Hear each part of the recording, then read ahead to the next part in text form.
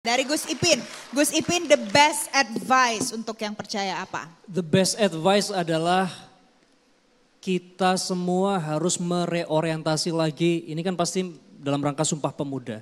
Apakah cukup dengan bertanah air satu, berbangsa satu, dan berbahasa satu?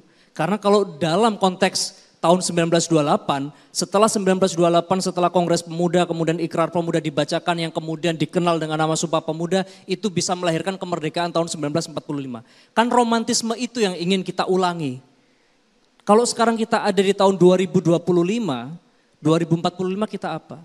Kalau best advice saya adalah temukan Sumpah Pemuda yang baru.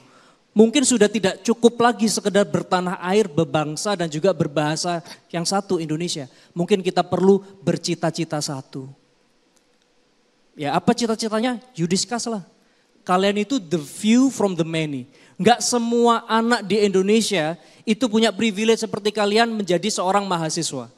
Kalau kita lihat di Google, kalian lihat di data BPS, rata-rata lama sekolah Indonesia, anak-anak di Indonesia itu cuma 9,22. Artinya SMP sudah putus. Makanya Mas Maman kalau bisa matur ke Pak Prabowo, kita pengen pemerintah Pak Prabowo sukses, sekolah rakyat diganti kampus rakyat. Karena lebih banyak yang gak bisa melanjutkan sekolah ke jenjang lebih tinggi dibandingkan akses SD dan SMP.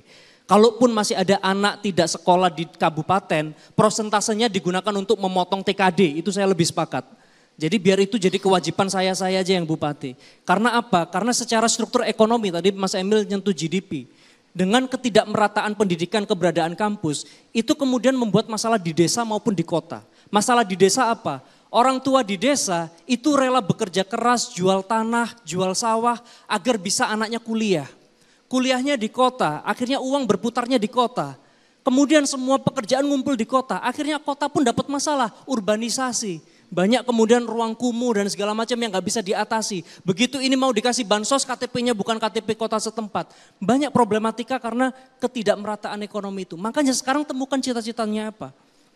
Sama seperti saya sedang mengorientasikan diri sekarang di Trenggalek. Saya membaca frasa melindungi segenap bangsa dan seluruh tumpah darah. Apakah itu hanya sekedar pertahanan? Apakah itu sekedar perang? Oh enggak ternyata. Ternyata sekarang masyarakat dunia sedang berhadapan dengan ketakutan yang lebih besar. Apa itu? Climate crisis.